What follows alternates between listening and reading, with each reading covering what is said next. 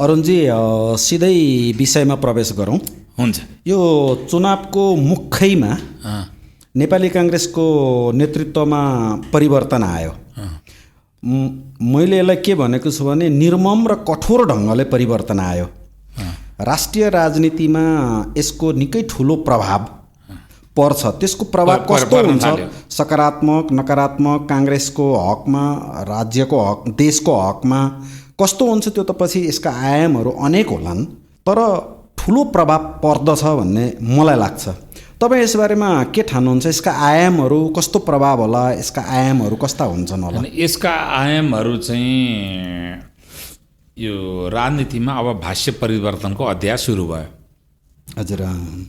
यो पहिले चाहिँ प्रजातान्त्रिक आन्दोलनमा कसको भूमिका कति र नेपालको भिन्न भिन्न कालखण्डमा राजनीतिक जो आन्दोलनहरू भए र क्रान्तिहरू भए त्यसको भूमिकालाई लिएर पार्टीहरू र व्यक्तिहरूको मूल्याङ्कनमा एउटा जनताले आफ्नो अभिमत प्रकट गर्थ्यो। अब यसपालिदेखि के हो भने वर्तमानका उपलब्धि र भविष्यपेक्षी विषयलाई लिएर जनताले अभिमत गर्ने परिस्थिति निर्माण हुन थाल्यो र त्यो पिँढीको बाहुल्यता समाजमा मात्र बढेन, त्यसले राजनीतिमा पनि दखल गर्यो र यसरी दखल गर्यो कि यसपालि संसद र प्रधानमन्त्रीको गणित नमिलेर होइन, जनताको हस्तक्षेपबाट मध्यावधि निर्वाचन हुँदैछ नेपालमा। किनभने संविधान विस्थापन भएन, मध्यावधि निर्वाचन हुँदैछ जनताको हस्तक्षेपबाट। र यो चाहिँ ठुलो अङ्ग्रेजीमा भन्दा पोलिटिकल ल्यान्डस्केपमा ठुलो परिवर्तन हो। र यसले अब नेपालको अर्को समस्या भनेको चाहिँ न्यायिक प्रणाली र न्यायिक मान्यताहरू जुन जडसूत्रवादी परिस्थितिमा छन्, खास गरिकन आर्थिक विकासका विषयवस्तुलाई लिएर र जुन प्रकारको अरहरो कर्मचारी संयन्त्र छ त्यसलाई चाहिँ अब आउने जुन यो परिवर्तन पछाडि आएको जुन राजनीतिक संस्थापन हुन्छ त्यसले हस्तक्षेपकारी भूमिका निर्वाह गरेर त्यसलाई पनि प्रगतिशील र गतिशील बनाउँछ भन्ने मलाई लाग्छ। यो चाहिँ यसपालिको यो असङ्गठित विद्रोहको, मेरो भाषामा असङ्गठित विद्रोहको सबभन्दा सकारात्मक परिणाम यो होला। तर यसको सँगसँगै एउटा होसियारी हुनुपर्ने विषयवस्तु पनि छ। त्यसले के भने हामीले यसलाई चाहिँ कटअप लाइन बनाऊँ। यो अस्तिको जुन असङ्गठित विद्रोह भयो, अब जेन्जी इरप्सन भनौँ, जे भनौँ होइन, भदौ तेस्रो साताको त्यसलाई कटअप लाइन बनाऊँ है। त्योभन्दा अगाडि जसले राज्य सत्तालाई प्रभावित पारे, नीति र विधिलाई प्रभावित पारे जस्ता जस्ता राजनीतिज्ञहरूले उनीहरूमा राजनीतिक समझ र राजनीतिक साक्षरता भनौँ अथवा अङ्ग्रेजीमा भन्दा पोलिटिकल लिटरेसी एकदम प्रचुर मात्रामा थियो। प्रचुर मात्रामा थियो। तर ६३ साल पछाडि इकोनोमिक लिटरेसी एकदम कमजोर भयो। जसरी चीन, भियतनामको इकोनोमिक लिटरेसी परिवर्तन भएर आयो लामो समयदेखि, नेपालमा चाहिँ इकोनोमिक लिटरेसी झन् कमजोर हुँदै होइन पश्चगामी भएर गयो। र संसारमा फोर्थ रिभोल्युसनले जस्तो प्रकारको परिस्थिति निर्माण गर्यो, प्राविधिक परिस्थिति र त्यस अनुसारको नयाँ पिँढीमा जुन अपेक्षाको चाहिँ मतलब परिस्थिति निर्माण गर्यो, त्यसप्रति एकदमै त्यो पिँढी इलिटरेट जस्तो अथवा लिस्ट लिटरेट जस्तो देखियो। त्यसका 3टा मानकमा हेरियो त्यो पिँढीलाई, पोलिटिकल्ली वेल लिटरेट होइन, इकोनोमिकल्ली लिस्ट लिटरेट। त यो जुन फोर्थ रिभोल्युसनको जुन डिजिटल क्रान्ति र डिजिटल इकोनोमी, गिग इकोनोमीको अध्याय छ, त्यस हिसाबले झन् लगभग इलिटरेट। हजुर। त्यसको के हो भने यो फोर्थ रिभोल्युसनले गरेका धेरै आयाममध्ये एउटा महत्त्वपूर्ण आयाम भनेको चाहिँ सूचना प्रणालीको विकेन्द्रीकरण थियो।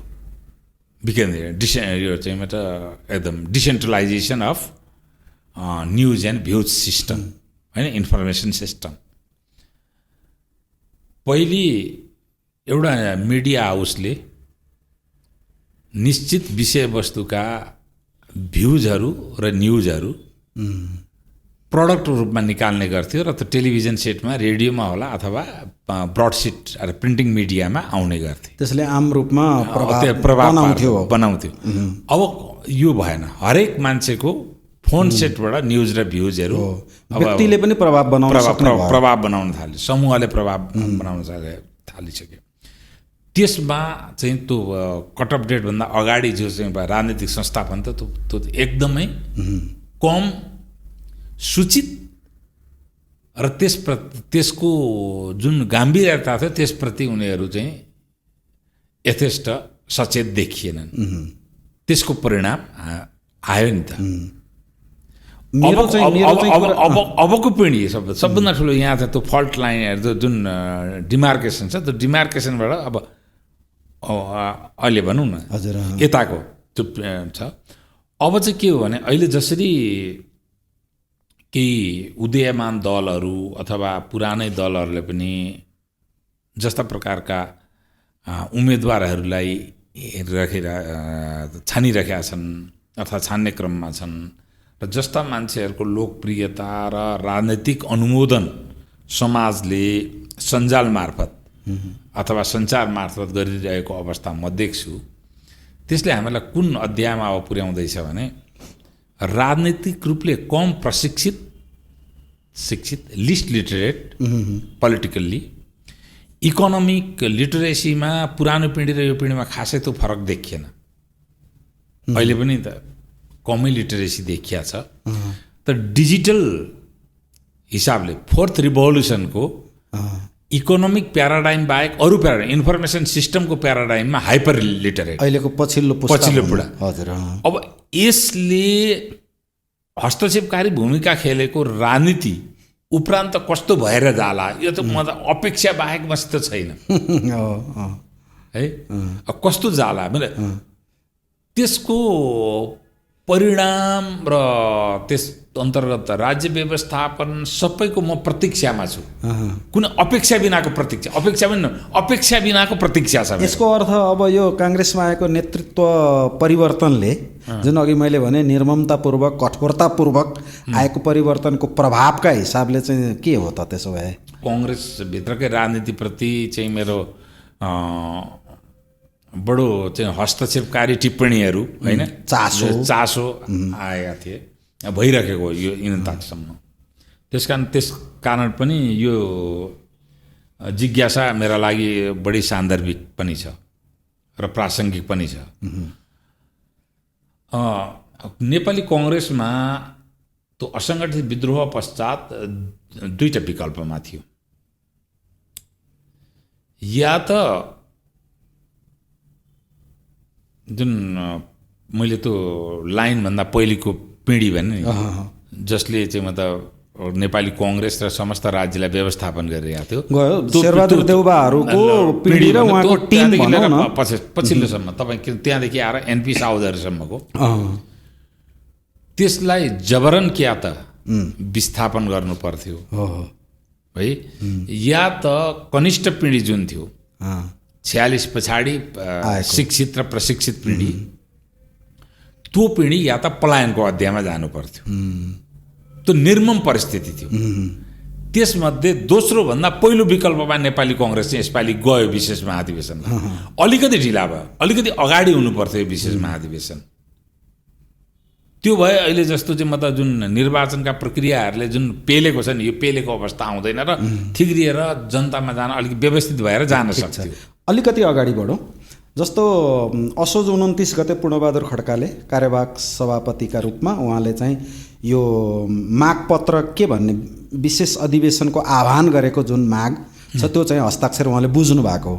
त्यसको 48औं दिनमा गएर मात्रै अनि नियमित महाधिवेशन गर्ने पुस अन्तिम 26-27 कसो गर्ने भनेर निर्णय आयो होइन। लामो 48 दिनसम्म त्यसमा अलमल भएर रह्यो।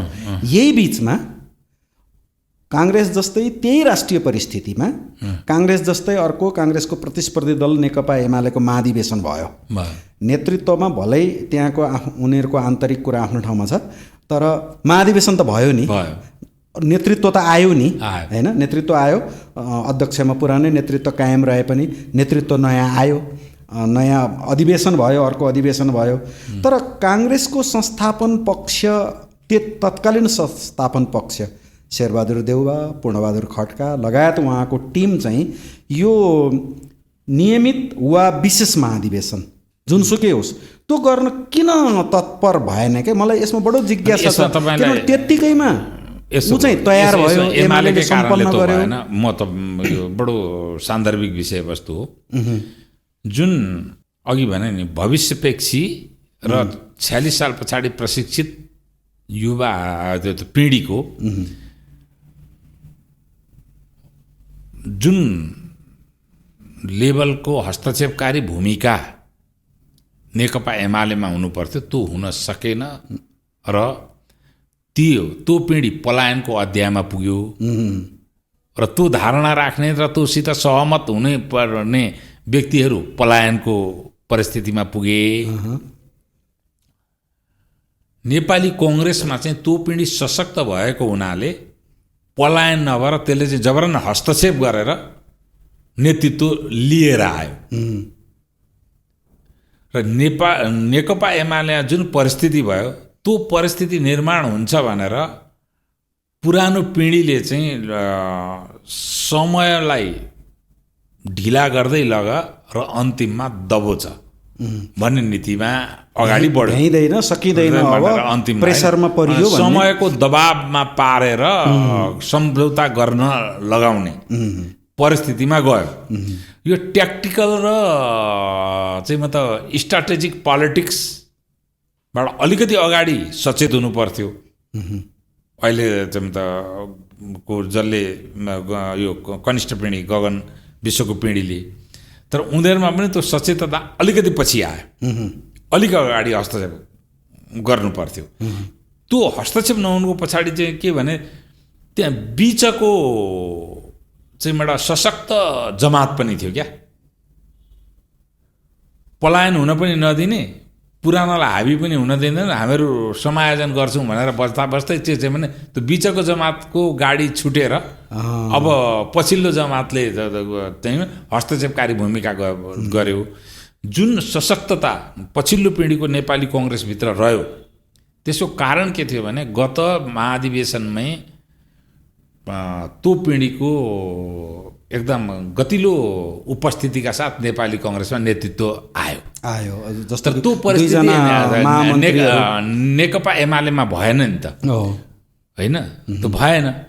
त्यसकारण नेकपा एमालेको परिस्थिति नै निर्माण होला भनेर शेरबहादुरजी र पूर्णबहादुरजीहरूले पर्खिनुभयो, ढुक्क हुनुभयो, तर नेपाली कङ्ग्रेसमा त्यो स्थिति थिएन। अर्को एउटा कुरा, चुनाव घोषणा भइसकेको थियो, सरकार गठन हुँदै, यो अन्तरिम सरकार भनौँ, सुशीला कार्कीको सरकार गठन हुँदै चुनाव घोषणा भइसकेको थियो, चुनावको दबाब छँदै थियो। अब दुईजना महामन्त्री चाहिँ चुनाव अघि नै महाधिवेशन गर्नुपर्छ, नियमित महाधिवेशन गरौँ, यदि नियमित महाधिवेशन हुँदैन भने विशेष महाधिवेशन गरौँ, नेतृत्व परिवर्तन गरौँ, खासमा नेतृत्व परिवर्तन। मैले यसो विचार गर्दा अरुणजी, उहाँहरूलाई नेतृत्वमा पुग्न हतार हो कि नेपाली काङ्ग्रेसको अब यो पुरानो नेतृत्वबाट शेरबहादुर देउवा र उहाँको टिमबाट नेपाली काङ्ग्रेस निर्वाचनमा जान सक्दैन भन्ने अन्तरात्माको बोध हो कि उहाँहरू के कारणले होला यो चुनाव अघि नै महाधिवेशन गर्नलाई यो जोखिम उठाउनु भयो? चारवटा कारण छन् हजुर। त्यसै कारण नम्बर 1 के थियो भने जुन विघटित संसद थियो त्यसमा 56 साल पछाडि पहिलोचोटि गैर कम्युनिस्टहरूको बहुमत थियो। बहुमत, अच्छा, हो। र नेपाली कङ्ग्रेस संसदमा पहिलो पार्टी थियो। नेपाली कङ्ग्रेस पहिलो पार्टी, गैर कम्युनिस्टको बहुमत हुँदाखेरि पनि गैर कम्युनिस्ट सरकार आफ्नो नेतृत्वमा गैर कम्युनिस्ट सरकार गठन गर्नको लागि नेपाली कङ्ग्रेसको नेतृत्व असफल भयो। यो पोलिटिकल फेलर थियो। पोलिटिकल फेलर मा पुगेको नेतृत्वलाई फेरि अनुमोदन गर भनेर जनतामा जान नसकिने अवस्था। भनेपछि यो नेतृत्व चाहिँ अब हाम्रो आम मतदाताले स्वीकार गर्दैन भन्ने एक पोलिटिकल फेलर थियो। पोलिटिकल फेलर त राजनीतिक बेइमानी हुन्छ। त्यही नेतृत्वलाई बारम्बार अनुमोदन गर भनेर जानु पहिलो एक।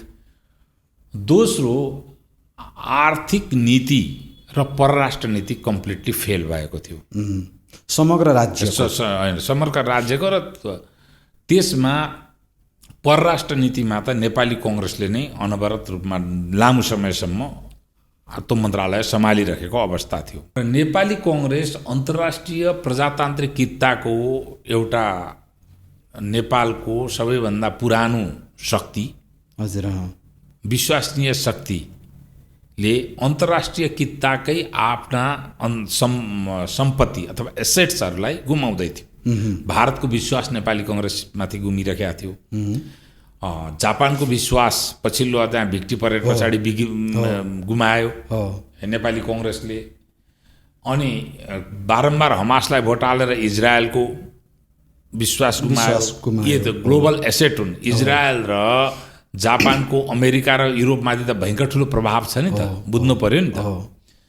अनि अमेरिकामाथिको विश्वास गुमाउँदै गरेको अवस्था, पश्चिम युरोप पछाडिको विश्वास गुमाउँदै गरेको अवस्थामा नेपाली कङ्ग्रेसले आफ्नो प्रजातान्त्रिकताका सम्पूर्ण एसेट गुमाएर आफू यसरी चाहिँ एक्लिएर प्रजातान्त्रिकताबाट एक्लिएर नेपाली कङ्ग्रेस बस्न सक्दैन भनेर बारम्बार त मैले त कुरा उठाइरहेका थिएँ।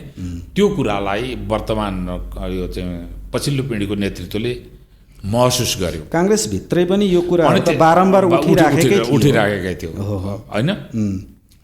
अब उहाँहरूले ज्ञानले उठाउनु भयो अथवा मेरा कुराहरूको पनि प्रभाव पर्यो, उहाँहरूले जान्नुहोस्। हजुर।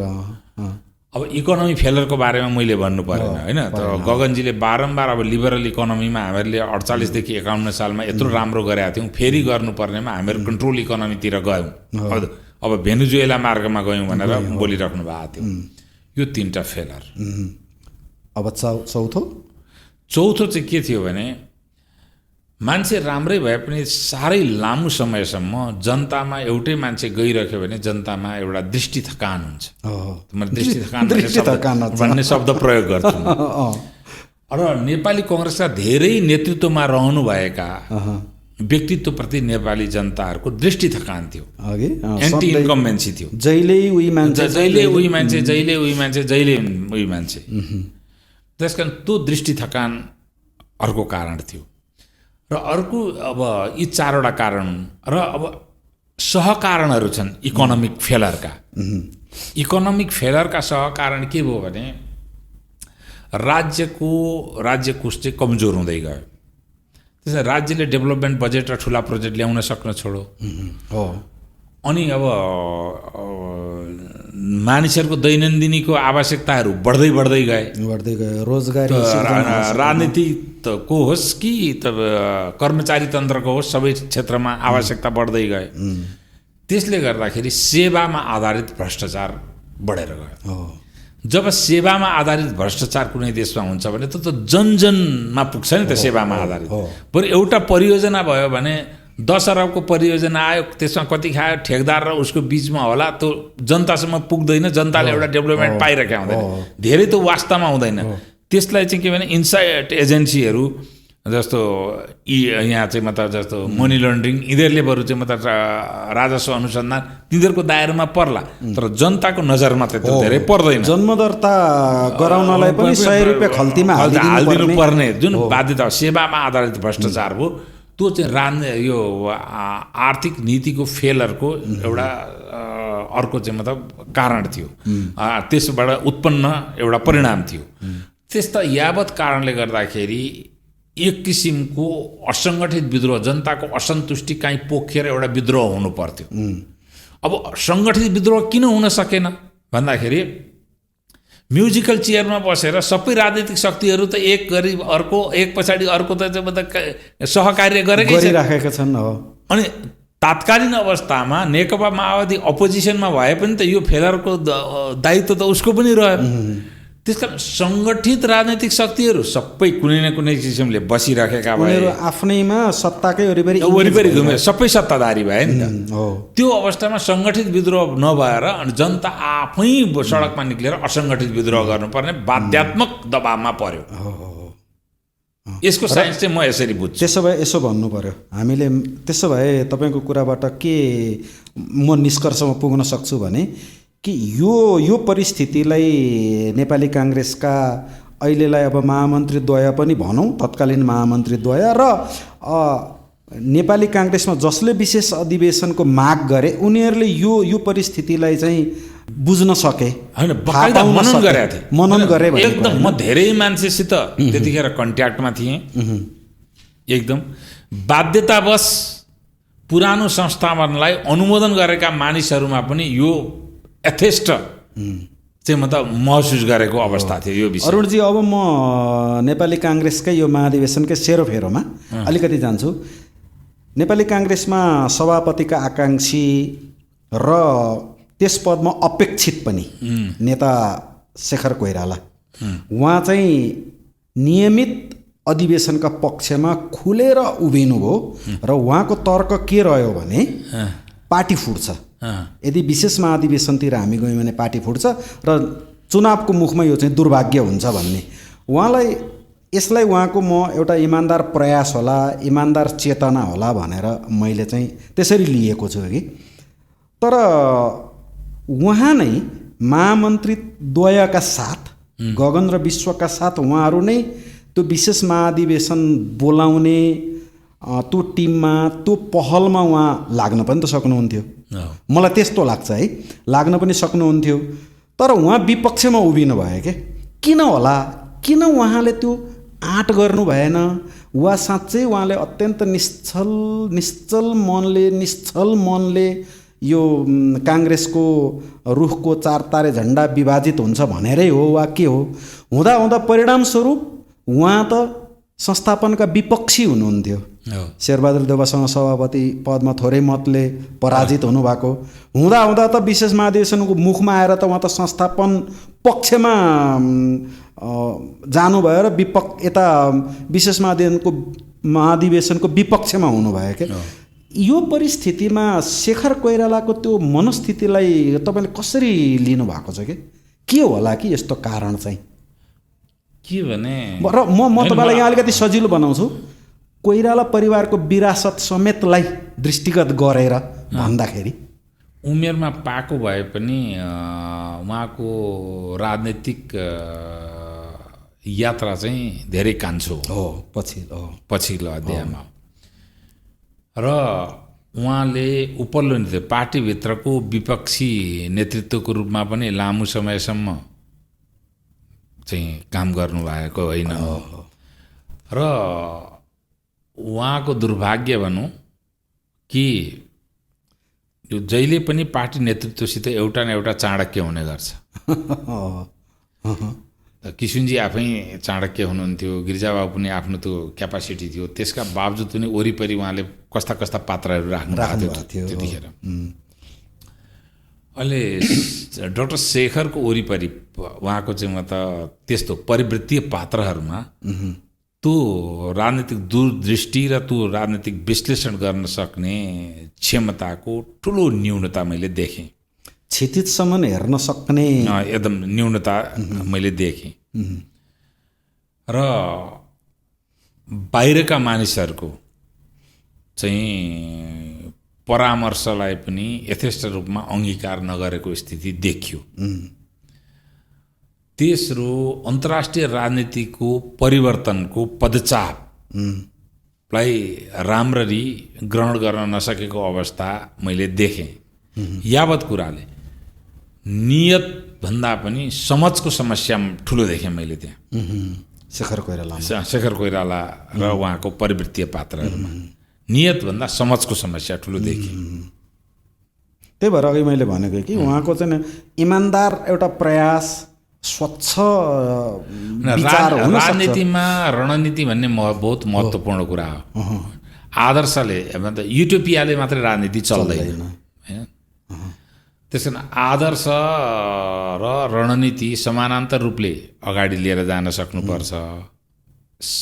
पूर्णबहादुर खड्काजीहरू ट्याक्टिकल पोलिटिक्समा राख्नुभयो, एमालेसित मिलेर अब चाहिँ म त ठ्याक्कै चाहिँ म त ट्याक्टिकल पोलिटिक्समा आधारित भएर फेरि चाहिँ म त पकडमा ल्याउनुपर्छ, चुनावमा जानुपर्छ भन्नेमा जानुभयो। त्यो जनता, अन्तर्राष्ट्रिय समुदाय र खास गरिकन अन्तर्राष्ट्रिय प्रजातान्त्रिकताको समुदाय सबैलाई त्यो सुपाच्य स्थिति थिएन र त्यसको विरुद्ध विद्रोह भयो है। त्यसले गर्दाखेरि दुईटा स्थिति आयो। एउटा त नेपाली कङ्ग्रेस वामपन्थी भाषमा भाषिएको हुनाले यसको विकल्पमा अर्को प्रजातान्त्रिक राजनैतिक कित्तालाई को पक्षपोषण पनि गर्नुपर्छ र भरणपोषण पनि गर्नुपर्छ भन्ने परिस्थिति पनि अन्तर्राष्ट्रिय स्तरबाट निर्माण भयो। त्यसको परिणामहरू हेरिरहेका छौँ हामीले। दोस्रो, नेपाली कङ्ग्रेसभित्रै पनि हस्तक्षेपकारी भूमिकाले कनिष्ठ पिँढीलाई अगाडि लिएर आउनुपर्छ र यो दुईटै विषयवस्तुलाई ध्यानमा दिने पिँढी अगाडि आउनुपर्छ भन्ने मान्यता अगाडि आयो। यसलाई कसैले राष्ट्रवादको त्यो आदर्शवादी ढोङबाट परिभाषित गरेर खलनायकीकरण गर्छ भने म त्यसलाई स्वीकार्दिनँ। यसको अर्थ सिधा एक वाक्यमा भन्दा त्यो राजनीतिको त्यो रणनीतिमा क्षितिजसम्म परसम्म हेरेर त्यो रणनीति तय गर्न र समयको बहाव बुझ्न उहाँ सफल हुनु भएन अथवा सक्षम हुनु भएन, सक्नु भएन। नियतको बारेमा कुरा गर्दिनँ हैन, मैले त्यही अघि इमानदार प्रयास रणनीति र अन्तर्राष्ट्रिय राजनीति र मुलुकको परिस्थितिको समझ कमजोर भयो। हो। अर्को एउटा अरुणजी, शेरबहादुर देउबा सभापति जो हुनुहुन्थ्यो, उहाँ चाहिँ कुनै पनि हालतमा विशेष महाधिवेशन नगर्नेमा देखिनुभयो, कुनै पनि हालतमा। अब उहाँ एउटा आदर्श जस्तो हुनुभएको थियो जब उहाँले कार्यवाहक सभापति आफूले र अब म रहिन प्रत्यक्ष राजनीतिमा भनेर कार्यवाहक जिम्मेवारी दिएर उहाँ बाहिर जानुभयो, फर्केर आउनुभयो। पछि समाचार पनि आयो बैठक चलाउने खड्का, शक्ति चलाउने देउबा भनेर एउटा बडो साङ्केतिक हिसाबले त्यस्तो खालको समाचार कान्तिपुरले लेखेको पनि थियो, शीर्षक यही राखेको थियो। शेरबहादुर देउबा यो अधिवेशनमा जानै नचाहनुको अर्को यसमा म जोडिहाल्छु, उहाँ आएपछि मात्रै महाधिवेशनको निर्णय भयो र कस्तो भने अलमल ल्याएर त्यसलाई वैशाखमा सारियो। अघि तपाईँले भनिसक्नुभयो यो कुरा हैन। खासमा यो विशेष महाधिवेशन अथवा नियमित महाधिवेशन नगर्नमा शेरबहादुर देउबा स्वयं एकदमै धेरै अनुत्सुक हुनुहुन्थ्यो होला कि उहाँ पनि ती 6/7 भाइको चेपुवामा पर्नुभयो होला भन्ने मलाई लाग्छ। र मैले यो अलिकति यो मेरो जिज्ञासामा मलाई तपाईँका लागि अलिकति मैले किन पनि अघि सारेको हुँ भने शेरबहादुर देउबालाई अलिक नजिकबाट तपाईँ जान्नुहुन्छ भनेर म अनुमान गर्छु। शेरबहादुर देउबाको उहाँ प्रधानमन्त्री हुँदाखेरि तपाईँ चाहिँ परराष्ट्र मामिला सल्लाहकार भएर बस्नुभयो र अलि अन्तरङ्ग सङ्गत पनि गर्नुभयो भन्ने मलाई लाग्छ। मैले पनि एक दुई पटक तपाईँलाई भेट्दाखेरि त्यतिखेर पनि त्यो सङ्केत प्राप्त गरेको हुँ। त्यो शेरबहादुर देउबासँगको त्यो सङ्गतका हिसाबले पनि यो कुरालाई भन्दा चाहिँ तपाईँलाई चाहिँ के लाग्दो रहेछ?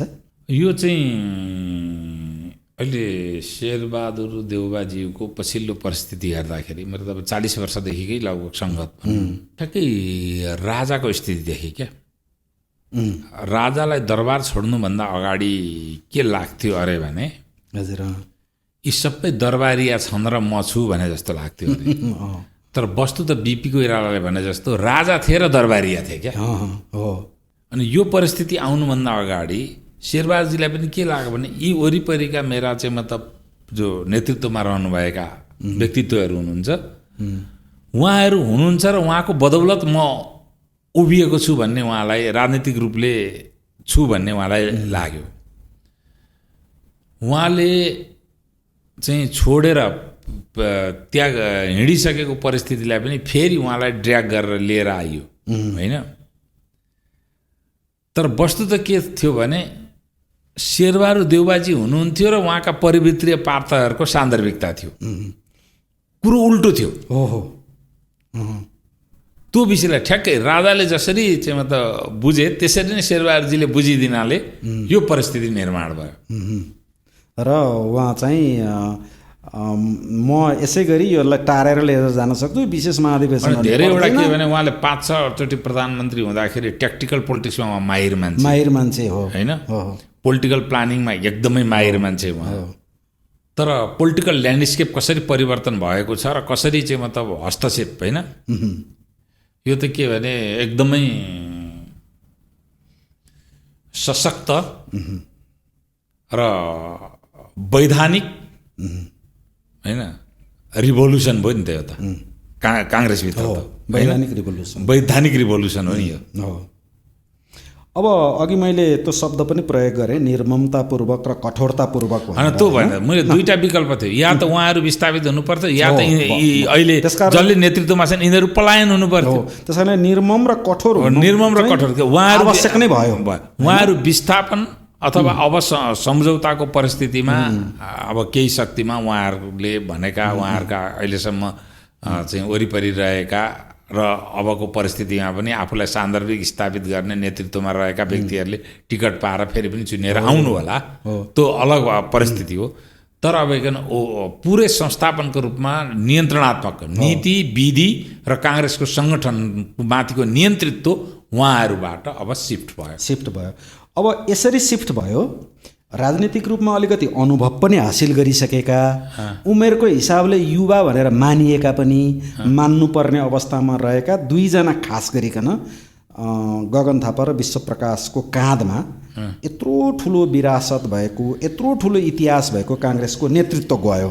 कस्तो अवस्थामा भने यस्तो अवस्थामा भयो कि 2 दिन 3 दिन अघि चुनावको उम्मेदवारी दर्ता गर्ने 2-3 दिन 4 दिन अघि। अब यो परिवर्तनले यो भदौको चौथो साता तेस्रो चौथो साताको आन्दोलन त्यो रिभोल्युसन जे भने पनि त्यस पछाडिको निर्माण भएको परिस्थितिमा र यो काङ्ग्रेसको यो परिवर्तनले नेपाली काङ्ग्रेस आम रूपमा नेपाली काङ्ग्रेसलाई कुनै स्थानमा पुर्याउला भनेर म सोचिरहेको छु के। निर्वाचनमा काङ्ग्रेसका नेता कार्यकर्ता शुभेच्छुक आम मतदाता यिनीहरूमा यो कस्तो परिस्थिति कस्तो मनस्थिति निर्माण गर्ला र यसले नेपाली काङ्ग्रेस र सिङ्गो यो राज्य देशलाई नेपाललाई चाहिँ कहाँ पुर्याउला, यसलाई कस्तो मद्दत गर्ला या के होला, तपाईँले कसरी हेर्नु भएको छ यो कुरालाई चाहिँ? यो घरानीय चेत भएका मानिस र अहिले नेतृत्वमा भएका अहिलेको नेतृत्वलाई अनुमोदन गर्ने जनमत बिचमा अलिकति ठुलो चाहिँ त फरक थियो र घरानीय चेतले चाहिँ अलग किसिमले उम्मेदवार अगाडि ल्याएर कङ्ग्रेसमा चाहिँ अन्तर्घात हुने र कङ्ग्रेसकै अर्को उम्मेदवार स्वतन्त्र उम्मेदवार पनि खडा हुने परिस्थिति निर्माण हुन्छ कि भन्ने जुन स्थिति थियो आजको दिन टरेर गएको छ। अहिले आज महत्त्वपूर्ण कुरा हो। कङ्ग्रेस एक भएर जाँदैछ, त्यो सम्झौताको परिस्थितिमा कङ्ग्रेस पुगिसकेको छ र कङ्ग्रेस त्यहाँ पुगिसकेपछि अहिले जुन युवाहरूमा जुन चेत आएको छ त्यो चेतलाई कङ्ग्रेस आफैले पनि सम्बोधन गर्ने भएपछि वैकल्पिक प्रजातान्त्रिक शक्तिलाई त्यसले कति अनुमोदन गर्छ। अर्को कुरो चाहिँ महत्त्वपूर्ण छ, अहिले जुन पपुलिस्ट पोलिटिक्स भनेर हामीले भन्छौँ लोकप्रियतावाद, त्यो चाहिँ लोकप्रियतावाद सँगसँगै त्यो चाहिँ के हो भने पोलिटिक्स अफ डिफेमेसनको लोकप्रियतावाद हो। यी फलाना फलाना खराब भनेर अरू मानिसहरूलाई खलनायक बनाउने, भ्रष्ट बनाउने, चरित्र पतित बनाउने सारा कुराहरू गरेर आफ्नो राजनीतिक सान्दर्भिकता स्थापित गर्ने, भविष्यपछि यो गर्छु त्यो गर्छु होइन क्या। त्यो स्थितिको त्यो संस्कार र त्यो किसिमको आवेगी राजनीति जुन चलिरहेको थियो, कम्युनिस्टहरूले सुरु गरे अन्तर्राष्ट्रिय हाम्रा मित्र शक्तिहरूलाई बेइज्जत गर्ने, तिनीहरूको विरुद्ध चाहिँ मतलब जनमत निर्माण गरेर आफ्नो राजनीतिक अजुत स्थापित गर्ने। अहिले चाहिँ के भने हाम्रो अन्तर्राष्ट्रिय ती शक्तिहरूको भन्दा पनि अहिलेसम्म सत्तामा बसेका नेता र केही राजनीतिक शक्तिहरूको विरुद्धमा आवेग निर्माण गरेर आफ्नो राजनीतिक सान्दर्भिकता स्थापित म गर्ने। एउटा कुरा यसमा थपौँ, तर अब काङ्ग्रेसले जुन अहिलेको परिस्थितिमा आयो, यसले के भने पोलिटिक्स अफ डिफेमेसन होइन, अब पोलिटिक्स अफ न्यारेटिभ, भाष्यको राजनीति अब सुरु गर्नुपर्छ। हाम्रो अन्तर्राष्ट्रिय सम्बन्ध अथवा फरेन पोलिसी र इकोनोमिक पोलिसी फेल भयो, अब हामीहरूले यसरी यसलाई करेक्सन गर्छौँ र इकोनोमिक पोलिसी यसरी करेक्सन गरेर समृद्धिको यात्रामा जान्छौँ, फरेन पोलिसी पनि यसरी करेक्सन गरेर हाम्रो अन्तर्राष्ट्रिय सम्बन्ध विस्तार गर्छौँ। नेपाल जस्ता देशका लागि यी फरेन पोलिसी र इकोनोमिक पोलिसी अन्योन्याश्रित हुन् भनेर कङ्ग्रेस अगाडि अब जाने परिस्थितिमा अब भाष्यको राजनीतिमा नयाँ जुन पपुलिस्टहरू छन्, खास गरिकन पोलिटिक्स अफ डिफेमेसनको कारणले जो पपुलिस्टहरू निर्माण भएका छन् होइन, पोलिटिक्स अफ डिफेमेसनमा स्थापित आवेगको आधारमा जो नयाँ शक्तिहरू निर्माण भएका छन्, तिनीहरू पनि भाष्यको राजनीतिमा अब जबरन खिचिएर आउनुपर्ने स्थिति भएको छ। त्यस कारण मुलुकको राजनीतिक संस्कार र राजनीतिक भविष्यको लागि यो अत्यन्तै उत्तम अवस्था हो, एकदम राम्रो अवस्था हो। भनेपछि अब पोलिटिक्स अफ डिफेमेसनबाट पोलिटिक्स अफ न्यारेटिभमा रूपान्तरण हुन्छ। यो यो यो जुन शब्द तपाईँले जुन यो पदावली पोलिटिक्स अफ न्यारेटिभको जुन ल्याउनु भयो होइन, यसमा चाहिँ अब नेपाली काङ्ग्रेसको यो परिवर्तित नेतृत्वले चाहिँ यो जागरण ल्याउँछ राजनीतिमा हो। किन पहिले पोलिटिक्स अफ ट्याक्टिकल पोलिटिक्स हो, न्यारेटिभ जेसुकै होस्, घोषणापत्र जहाँसुकै जाओस् है, संसदको गणितमा आफ्नो उपस्थिति जनाएर सत्तामा आफू बस्नु पर्यो। नीति र विधिमा जस्तो सम्झौता गरेर भए पनि जुन ट्याक्टिकल पोलिटिक्सबाट मान्छे आजित भयो, त्यो ट्याक्टिकल पोलिटिक्सको कुरूप अनुहारले पोलिटिक्स अफ डिफेमेसन आयो। पोलिटिक्स अफ डिफेमेसन र त्यो ट्याक्टिकल पोलिटिक्स दुइटैलाई विस्थापन गरेर पोलिटिक्स अफ न्यारेटिभ अब चाहिँ मतलब नेपाली कङ्ग्रेसको यसपालिको यो परिवर्तन जुन हो, परिवर्तन भन्दा पनि झन्नै झनै कतिपय अवस्थामा त उत्परिवर्तन हो। यसलाई चाहिँ म अहिलेसम्मको हाम्रो कन्भर्सेसनमा, हाम्रो कुराकानीमा अत्यन्त महत्त्वपूर्ण, सबै महत्त्वपूर्ण थिए, त्यसमा पनि शीर्षमा चाहिँ यो कुरा हो भन्ने मलाई लाग्छ। अब म एउटा अर्कोमा जान्छु। यो चुनावको मुख्यमा विद्रोह भयो काङ्ग्रेसभित्र होइन, र वैधानिक विद्रोह भयो। अघि तपाईँले वैधानिक विद्रोह भन्ने शब्द प्रयोग गर्नुभयो होइन। महामन्त्रीद्वयले यो कुरा उठाए र त्यसले निर्वाचन आयोगमा मान्यता प्राप्त भयो, अद्यावधिक भयो, पार्टी फुटेको होइन। निर्वाचन आयोगले बडो राम्रो व्याख्या गरेको छ, यो अद्यावधिक भएको हो, पार्टी फुटको अथवा आधिकारिकताको कुरै होइन भनेर उसले गरेको छ। यद्यपि मुद्दा अब रिट छ, त्यो अर्को कुरा हो। यो महामन्त्रीहरूले यो जोखिम जो उठाए, यसमा चाहिँ अहिले डिप स्टेट भनेर एकदमै धेरै चर्चामा धेरै मान्छेहरूले बोलिरहने शब्द छ। भूमिगत शक्ति, एक खालको अदृश्य शक्ति, यो धेरै टाढाको भू राजनीतिक प्रभाव छ यसमा, डिप स्टेटको प्रभाव छ भनेर खास गरिकन सामाजिक सञ्जालमा निकै निर्मम र चर्को टीका टिप्पणी देखिन्छ, सुनिन्छ। तपाईँ यसलाई कतिको विचार गर्नुभएको छ यो कुरा? यो के छ भने कम्युनिस्ट राजनीति फेल हुँदै गर्दाखेरि उनीहरूले राष्ट्रवादको उग्र भाष्य स्थापित गर्दै गएर आफूलाई सान्दर्भिक बनाउन प्रयत्न गरे। त्यो राष्ट्रवादको उग्र भाष्य भनेको के भने हरेक मान्छे परिचालित छ, हरेक मान्छे काहीँ न काहीँको इन्टेलिजेन्सको चाहिँ प्यादा हो र हाम्रा चाहिँ अन्तर्राष्ट्रिय स्तरमा सबभन्दा ठुलो डेमोक्रेसी भारत र अन्तर्राष्ट्रिय स्तरमा सबैभन्दा पुरानो डेमोक्रेसी मध्येको एक र शक्तिशाली डेमोक्रेसी भनेको अमेरिका। ती दुईटाको बिचमा जति सक्दो खलभाष्यहरू, खराब भाष्यहरू निर्माण गर्ने, तिनीहरू दुईटै नेपालीका दुश्मन हुन् भन्ने र त्यसलाई चाहिँ राष्ट्रवादको परिभाषाभित्र लिएर आउने है। र यो जुन भाष्य थियो, त्यो भाष्य अहिले चाहिँ सबैभन्दा बढी बचाउको स्थितिमा छ। अनि परिवर्तनका पक्षपातीहरू, परिवर्तनका हिमायती युवाहरूलाई चाहिँ खालि डिप स्टेटको चाहिँ मतलब मान्छे भनेर लाञ्छित गर्ने कामहरू भएको छ। यो कस्तासम्म मान्छे छन् भने आफू बाहेक सबैलाई चाहिँ Deep state. एजेन्ट देख्ने एजेन्ट देख्ने, राइट। यता मनोरोगीहरू पनि छन् हो होइन, तिनीहरूले पनि एक किसिमको मानसिक प्रभाव समाजमा पुर्याएका छन्। र कम्युनिस्टहरूले त 75 वर्षदेखि यो कुराको खेती गरेकै हुन्। हरेकलाई आफूलाई मन परेन कि रहको एजेन्ट होइन, पहिले दरबारी एजेन्ट पनि भन्थे, रहको एजेन्ट, दरबारी एजेन्ट, CIA एजेन्ट भनेर भन्थे होइन। अब अहिले चाहिँ अब दरबार छैन क्या अरे, अथवा र CIA को एजेन्ट भन्ने होइन। यस्तै चाहिँ मतलब भाषीहरू गराएर नेपालमा चाहिँ राजनीति गर्दै आएको त्यसको अवशेषात्मक परिस्थिति छ। त्यत्रो बबुरा चाहिँ मतलब युवाहरू यहाँ आउँदाखेरि तिनीहरूलाई चाहिँ मतलब अमेरिकनले पठाएको हो, इन्डियनले पठाएको हो। सो आफ्नो इकोनोमिक पोलिसी फेल भयो आफ्नो, र अन्तर्राष्ट्रिय राजनीति हाम्रो अन्तर्राष्ट्रिय राजनीति चाहिँ मतलब असफल भएपछि, हाम्रो इन्टरनेसनल रिलेसन भनौँ न, फरेन पोलिसी असफल भएपछि त्यस कुरालाई हाम्रा मित्र शक्तिहरूले संज्ञानमा लिँदैनन्। अनि आफ्नो उनीहरूले त्यो हाम्रा मित्र शक्तिहरूले संज्ञानमा लिनु भनेको त्यो हस्तक्षेप हो। अथवा कहिलेकाहीँ अमेरिकामा हाम्रो प्रभाव छ, डायस्पोरा छ, बेलायतमा हाम्रो प्रभाव छ, डायस्पोरा छ, भारतमा हाम्रो डायस्पोरा छ, उनीहरूको पनि हामीहरूमा प्रभाव छ, हाम्रो पनि उनीहरूमा प्रभाव छ। उनीहरूमाथिको हाम्रो प्रभाव हामीहरू प्रयोग गर्न नसक्ने, अनि त्यहाँदेखि चाहिँ ठुला कुरा गरेर पाखुरा सुर्किने सबै चाहिँ मतलब परिचालित भनेर जसले यो कुरा सबैलाई परिचालित देख्छ त्यो एक किसिमको दृष्टिभ्रम हो र एक किसिमको मनोरोग हो। अब यसलाई यसैमा गरौँ।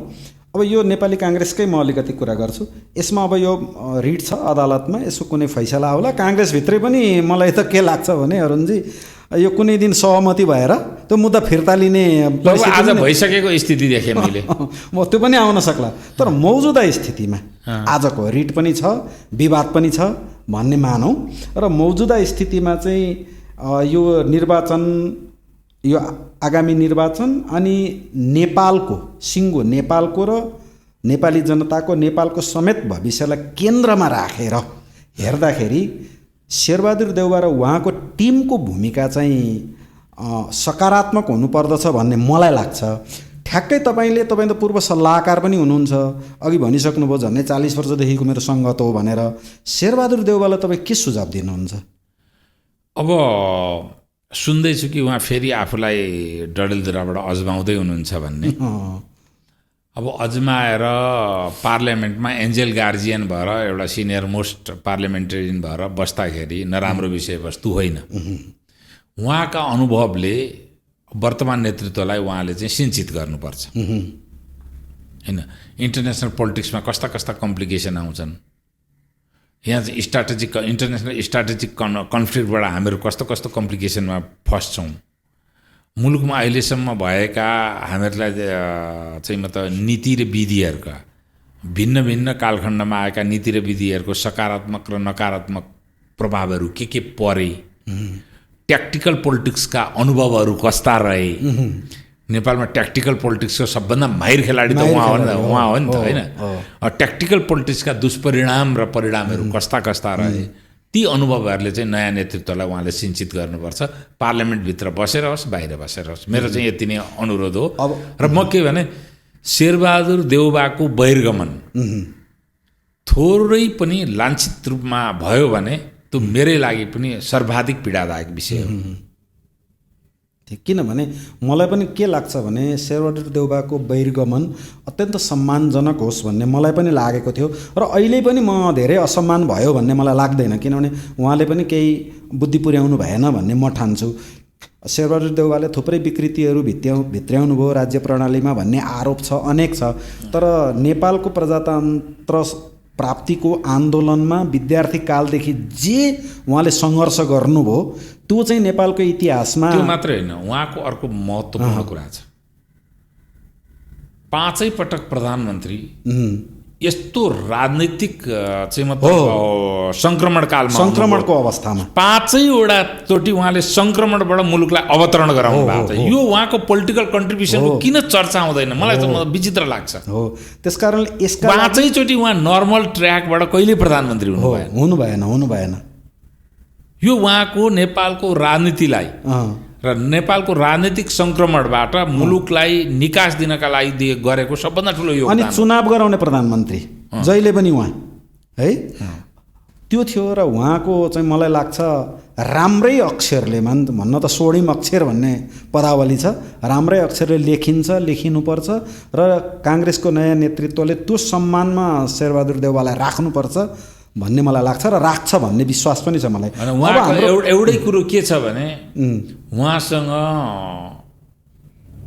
चाहिँ कुनै प्रकारको पारिवारिक सामाजिक सम्बन्धमा रहेका पात्रहरूसँगको असहमति र उनीहरूबाट भएका त्यस्ता प्रकारका कृत्यहरू छन् भने त्यसको परिधिभित्र शेरबहादुर देउवालाई ल्याएर मूल्याङ्कन गरिनु हुँदैन भन्ने मेरो मान्यता हो। अच्छा, यो पनि मेरो मान्यता तपाईँसँग उस्तै भयो, मिल्यो।